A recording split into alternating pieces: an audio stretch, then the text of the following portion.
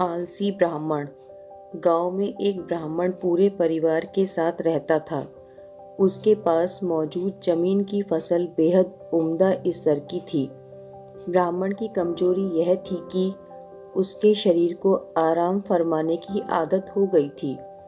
वह स्वयं के बल पर कोई कार्य संपन्न नहीं करना चाहता था।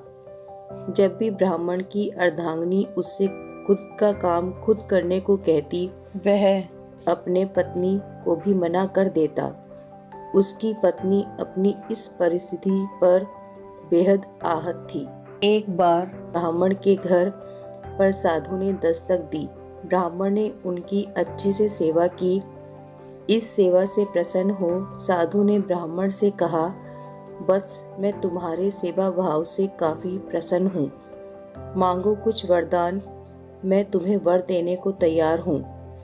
ब्राह्मण ने साधु से कहा, हे प्रभु, आप मुझे वरदान देना ही चाहते हैं तो कृपया कुछ ऐसा दें जिसके होने के कारण मुझे कोई कार्य करने की जरूरत ना हो। मैं सिर्फ उससे कहूँ और वह मेरा काम पूर्ण कर दे।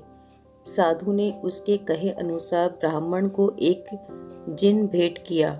इस जिन की खासियत यह थी कि इसको हर वक्त कुछ कार्य चाहिए ही था, ताकि वह जिन हर समय व्यस्त रहे।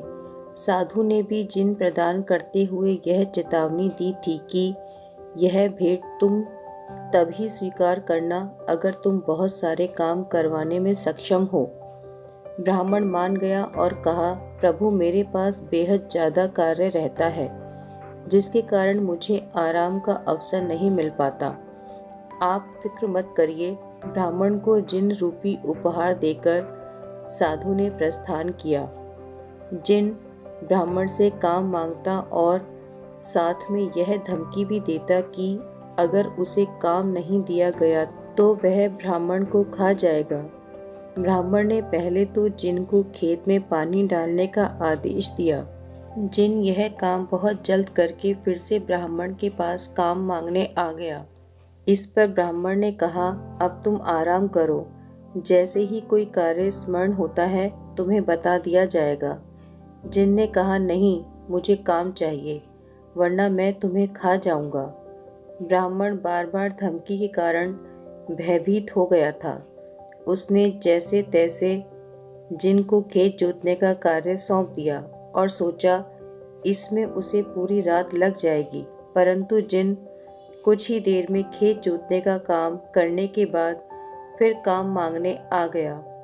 इस बार ब्राह्मण काफी भय में था। उसे कुछ नहीं समझ आ रहा था कि वह क्या करे। यह अवस्था देख ब्राह्मण की पत्नी ने उससे कहा, मैं इस जिन को कार्य दे सकती हूँ। ब्राह्मण की पत्नी ने जिन को आदेश दिया और कहा, बाहर जाकर हमारे कुत्ते मोती की पूंछ को सीधी करो। पत्नी ने ब्राह्मण से कहा, देखा, मैं तुम्हें पहले ही कहती थी आलस त्याग दो, परंतु आपने एक बार भी नहीं सुना। अब प्राणों की रक्षा के लिए कार्य ढूंढने पड़ रहे हैं। ब्राह्मण ने कहा, हाँ, तुम सही कह रही थी। अब से मैं कभी भी आलस नहीं करूँगा। अब अपने सभी कार्य को मैं स्वयं करूँगा। सीख: आलस इंसान के सबसे प्रमुख दुश्मन में से एक है। यह इंसान को कामयाब होने से रोकता है।